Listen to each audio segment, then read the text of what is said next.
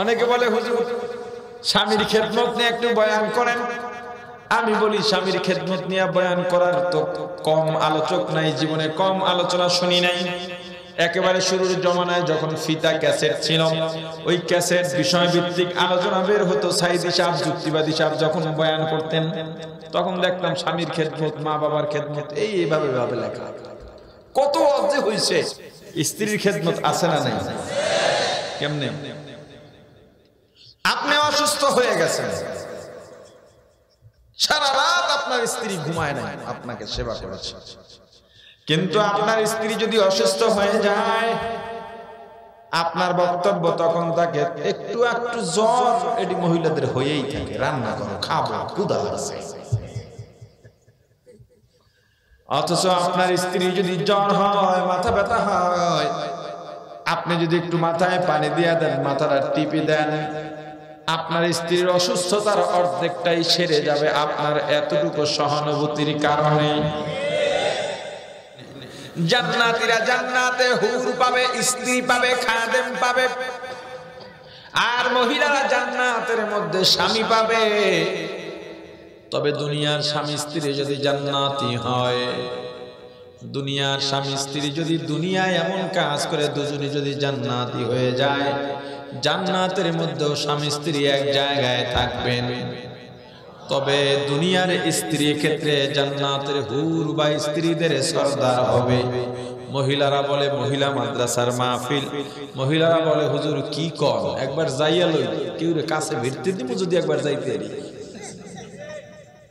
হ্যাঁ, আসলে জান্নাতে ওই মানসিকতাই থাকবে না। হিংসা কি জিনিস, এটা জান্নাতে মাঝে থাকবে না। জান্নাতের স্ত্রী আপনার সামনে আঙুল উঁচু করে কথা বলবে না, চোখ রাগানি দিয়ে কথা বলবে না। জান্নাতের স্ত্রী আপনার সামনে ধমক দিয়ে কথা বলবে না, আপনার সঙ্গে তর্কে লিপ্ত হবে না। তোমার ঘরে এলাম, 30 বছর সংসার করলাম, আজ পর্যন্ত কিছুই পাইলাম না, আমি বলে আছি, অন্য কেউ হইলে তোমার ঘরে 2 দিনও টিকত না। এই ঠিকের আওয়াজে বেশি ব্যাপার কি? জান্নাতের স্ত্রীরা এভাবে বলবে না, কিন্তু দুনিয়ার স্ত্রী এভাবে বলে কিনা? এই পর্দাদের মা, তুমি যদি কোনো স্বামীর সঙ্গে 1 ঘন্টা সময় কাটিয়ে থাকো, তবুও যদি বলো আমি কিছু পাই নাই, আল্লাহ বেজা। 30 বছর তো বহুত দূরে, 30 বছর যদি কিছু নাই পাও, তো 30 বছর সংসার করলা কেন? নাই। পাশের বাড়ির ভাবি আসছে, মহিলাদের সঙ্গে নিজের স্বামীর বদনাম কইও না ভাবি, জীবনটা তেনা তেনা হয়ে গেছে। এই একটা শব্দে তোমার জীবনও কিয়ামতের ময়দানে ফানা ফানা হয়ে যাবে, সরাসরি জাহান্নাম। স্বামী স্ত্রীর কাছে কতটা মূল্যবান, আল্লাহ রাসূল সাল্লাল্লাহু আলাইহি ওয়াসাল্লাম গুরুত্ব দিতে গিয়া, গুরুত্ব বুঝাতে গিয়া বলেছেন, উদাহরণ দিয়েছেন যে একটা পাহাড় এক জায়গা থেকে অন্য জায়গায় সরানো সম্ভব হতে পারে, কিন্তু কোন স্ত্রীর দ্বারা স্বামীর ঋণ শোধ করা সম্ভব নয়।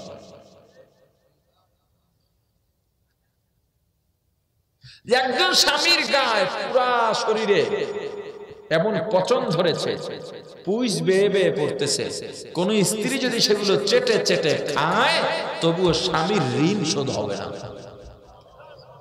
খাওয়া উদ্দেশ্য না গুরুত্ব বোঝানো উদ্দেশ্য? গুরুত্ব বোঝানো উদ্দেশ্য।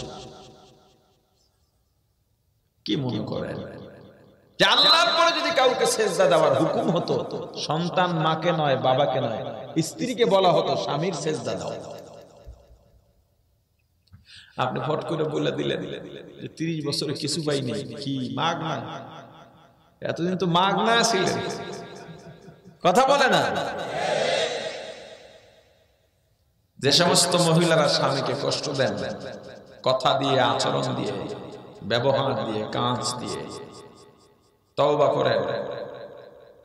একজন স্বামী সারাদিন বাইরে কাজ করে ক্লান্ত হয়ে যায়, ঘরে যায় শান্তির জন্য, ঘরে গেলে মনে হয় যেন আর একটা আগুন। শুধু নিজের প্রয়োজনের কথা, স্বামীর দিকে লক্ষ্য করতে হবে। কিন্তু স্ত্রীরা যে এই কথাগুলো বলে, যদিও বলা মোটেই ঠিক না, কিন্তু বলে যে কেন বলে? কারণ আছে না নাই? কারণ আপনি আমি যে ভালো এজন্য বলে। কি ঠিক? হ্যাঁ কি ঠিক? অনেকে বলে, আপনি কি একবারও চিন্তা করেছেন আপনার আচরণ কেমন হয়? একদিন তরকারিতে নুন কম হইছে বা বেশি হইছে, বা ঝাল কম বা বেশি, ভাত একটু বেশি শক্ত হয়ে গেছে, নরম হয়ে গেছে, 14 গোষ্ঠী তুলে গালি দেওয়ার মতো সুপুরুষ আছে না নাই? সুপুরুষ কথা বলে না। ছোট্ট একটা গল্প বলি। এলাকার এক খারাপ মানুষ তবলিগে গিয়েছে, চিল্লায়। চিল্লায় যারা যায় এদের একটা নিয়ম আছে, যে কাজগুলো সবাই মিলে করতে হয়, এমন কিছু কাজ আছে যেটা ভোগ করে, ফলাফল সবাই ভোগ করে, এই কাজটাও সবাই মিলেই করে। তো রান্না বান্নাটাও আমির সাহেব এক একজনকে বা এক একদিন এক একজনকে জিম্মাদারি দিয়ে দেন। তো ঘুরতে ঘুরতে একদিন এই খারাপ লোকটার কাছে রান্নার জিম্মাদারি করছে। এ রান্না বাড়া করছে, দুপুরে সবাই খেতে বসলো। কি প্রশংসা, এত মজাদার খাবার আর কোনোদিন হয় নাই। খারাপ লোকটার ভিতরে একটা স্বস্তি অনুভব করলো লোকটা, যে সবাই শুধু খারাপই বলে, আজকে এত প্রশংসা, আমি খারাপ মানুষটার খুব একটা আনন্দ ভিতরে কাজ করতেছে। সবাইকে খাওয়াইয়া যখন নিজে খাইতে বসছে, মুখে এক লোকমা দিয়া আর খাইতে পারে না, তরকারিতে এত লবণ হয়েছে। এখন একটা ভিতরে ভিতরে একটা অনুতপ্ততা, হায় হায়, সবাই যে প্রশংসা করলো, ব্যাপার কি? একজনের কাছে জিজ্ঞেস করলো, ভাই আপনার তো এত প্রশংসা করলেন, কারণ কি? আমি তো খাইলাম পুরো নুন মুখে দিতে পারি না। কয়, আরে ভাই একদিন নুন বেশি হয়েছে, তাতে কি হয়েছে? আপনার কোনো দোষ আছে? আপনার ইচ্ছা করে দেন নাই, এটা তো হতেই পারে। একদিনের জন্য এখন কি নাশক্রিয়া করবো নাকি? লোকটা চোখের পানি ছেড়ে দিয়েছে। হায় হায়, আমার স্ত্রী বছরে একবার যদি তরকারিতে নুন বেশি দেয়, কত গালাগালি করে ধরে মাইল দিই। বউ ফিডেন না লোক আপনাদের এলাকায়, বুঝলাম কইব নাই, এদিকে আছে কিছু হইছে, চুলের মুড়ি ধরে ফিডের মধ্যে কিল 2 মুন না 3 মুন না 10 মুন না কি মাজা বেহা বানায়।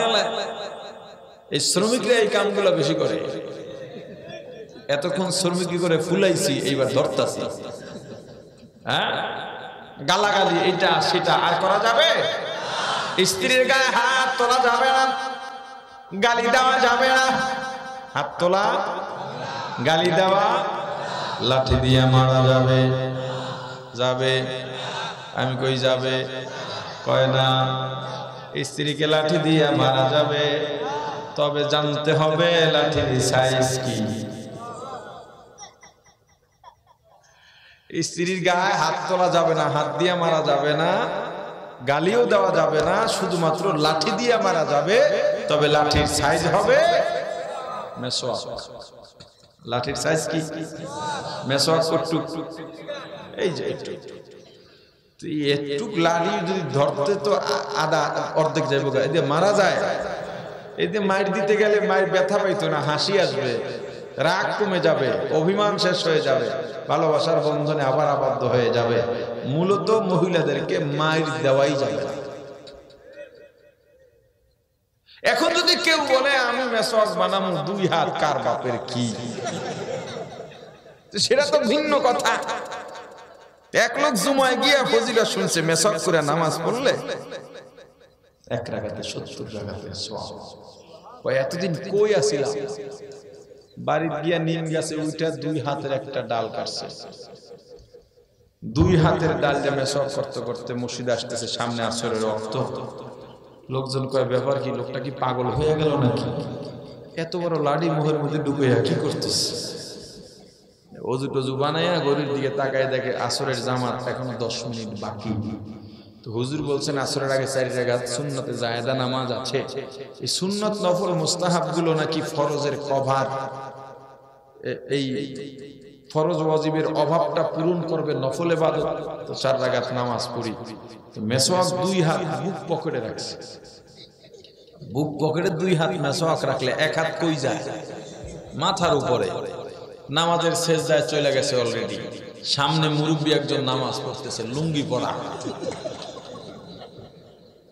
এবার নতুন মুসল্লি আল্লাহু আকবার বলে উঠতেছে, কিন্তু উঠতে পারতেছে না, লুঙ্গিতে মেসওয়াক বাইজে গেছে। তো চিন্তা করছে, শুনছি নতুন নামাজে আইলে ইবলিসে মাথা সেজদা চাইপে ধরে, ইবলিসই ধরলো কিনা। তা আল্লাহু আকবার জোরে যদি বলি ইবলিস যাইব গা। জোরে আল্লাহু আকবার বলে যখন উঠছে, মেসওয়াকে বাইজা লুঙ্গি আসমানে। মুরব্বী নামাজ ছাইরা দিয়ে দিছে ধমক, এই বেটা লাঠি ছোটা নিয়ে মসজিদে ঢুকছো, কোত্থেকে আসছিস?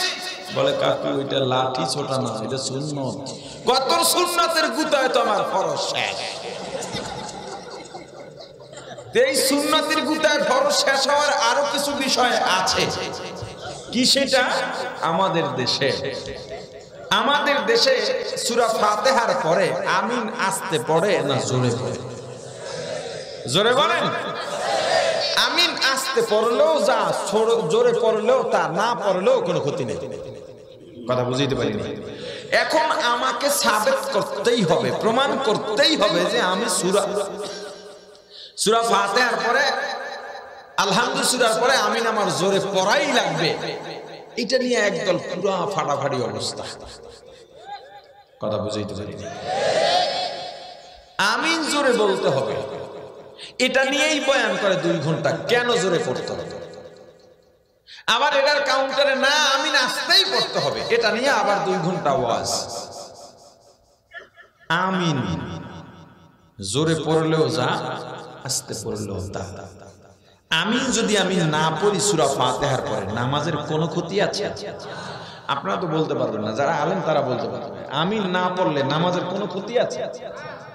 সামান্য ক্ষতিও নাই। এই বিষয়টা নিয়ে এখন বয়ানের আলোচ্য বিষয় হলো আমিন। হাত বুকে বাঁধবো না নাভিতে বাঁধবো, এটা নিয়েও এভাবে চলতেছে। অথচ আমি যদি হাত ছাইড়ে দিয়েও নামাজ পড়ি, আমার নামাজের কোনো ক্ষতি হবে? এইটা নিয়ে এভাবে দ্বন্দ্ব করে এই সাধারণ মানুষের মাঝে ফেরকাবাজি করার কি মানে থাকতে পারে? কি উদ্দেশ্য থাকতে পারে? এই দেশে আমিন আসতে চলে, আপনি সেখানে কেন জোরে আমিনের ফতোয়া দিয়ে কেন একটা বিভেদ সৃষ্টি করতেছেন? এই দেশে মানুষ নামাজে হাত বাঁধে নাভির নিচে, সেখানে আপনি কেন এখানে একটা ফিতনা সৃষ্টি করতেছেন?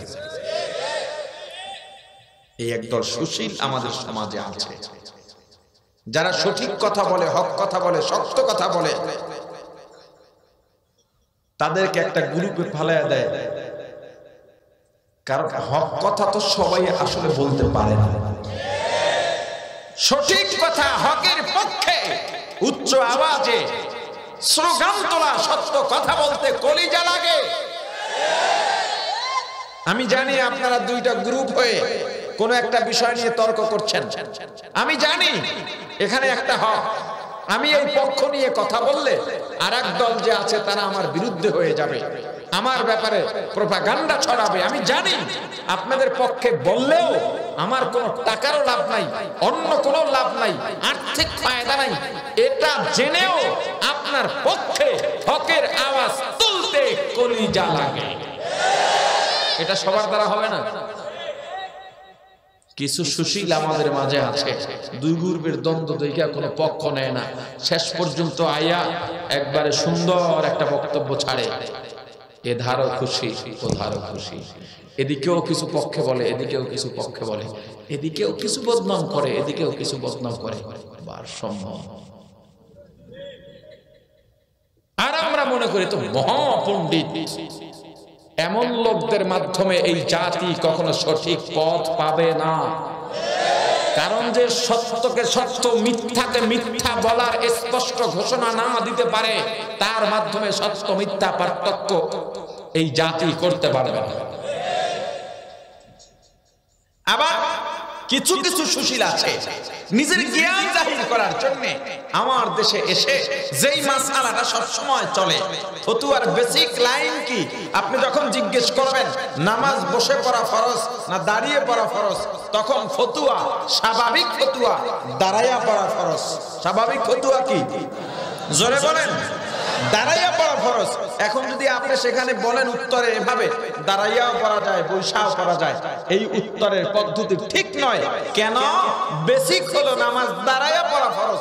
যদি সমস্যা দেখা দেয়, সমস্যা সামনে এলে তখন ফতোয়া আসবে আলাদা, যে আমি দাঁড়াতে পারি না, তখন বলা যাবে আপনি বসেও পড়তে পারেন। এখন আমার দেশে আমিন আসতে চলে না জোরে, আপনি এসে জোরে আমিনের একটা কথা বললেন। কিছু সুশীল আছে, সুশীল মুফতি এই দেশের পরিচিত ফতোয়া গুলাকে এমন কায়দায় বলে, বলতে গিয়ে একটা ইখতিলাফি মাসআলা নিয়ে আসে। যেমন এই মাসআলাটা হানাফি মাযহাবে এরকম, অন্য মাযহাবে এরকমও আছে, এই অন্য মাযহাবে এরকমও আছে, এই কথাটা বলার পরে একটা ফিতনা সৃষ্টি হয়। অন্য মাযহাবে এমনও আছে, এটা বলার দরকারটা কি আপনার? এখানে তো ওই মাযহাব নাই, আপনার পাণ্ডিত্য জাহির করার তো এখানে কোনো দরকার ছিল না। তো মুরব্বী একজন নামাজ পড়তেছে, আর একজন যুবক সৌদি থেকে আসছে, দুবাই থেকে আসছে, মোটামুটি সুন্নতি লেবাসও নাই। এরা আবার বলে সুন্নতি লেবাস বলতে কিসের লেবাস, ওই আলোচনা এখন আর করলাম না। এ নামাজ পড়ছে যে ঠ্যাং মোটামুটি ছেড়াইয়া, এক ঠ্যাং মাশরিকে আর এক ঠ্যাং মাগরিবে, আতবান সেহেন এমনে বাইন্দা নামাজ পড়ে সূরা ফাতিহা পড়ে জোরে আমিন বলে চিৎকার দিছে, মুরব্বি চিৎকার দিয়ে নামাজ ছেড়ে দিছে। দেখতেছে পাশে এক যুবক নামাজ পড়তেছে ঠ্যাং ছেড়াইয়া। সালাম ফিরানোর পর যুবকরে ডাক দিছে, বাবা কোত্থেকে এসেছো? আমি অমুক জায়গা থেকে এসেছি। তুমি এত জোরে আমিন বললা? কয় চাচা এটা সুন্নত, বুখারীতে আছে। কয় তোমার সুন্নতে তো গুতার চড়ে আমার ফরজ শেষ। আমি তো ফরজ নামাজ পড়তেছিলাম, তুমি আমিন কইছো, আমি তো ডরাইয়া শেষ। কারণ এই দেশে তো আমিন জোরে কেউ কয় না, কিন্তু তুমি যে বুখারীতে পাইলা, বড় সাংঘাতিক ব্যাপার। তুমি না সৌদি গিয়া কাজ করছো, মাদ্রাসায় করছো সৌদি গিয়া? বলে না তো, তুমি কাজ করছি। কি কাজ? দোকান দিছি, বা দোকানের কর্মচারী ছিলাম, বা অন্য কোনো কাজ করছি, সম্মানজনক হোক বা নিচু স্তরের কাজ হোক, এগুলো করছি। বুখারী পাইলা কয় এখন ইন্টারনেটে সব পাওয়া যায়, ইন্টারনেট মুহাদ্দিস। খারাপ লাগছে? আরে খারাপ তো লাগবেই কিছু কিছু। না আপনারা কি কইতে পারবেন হ্যাঁ খারাপ লাগছে? এটা মানবতা আছে না? এই মানবতায় কিছু বলে না।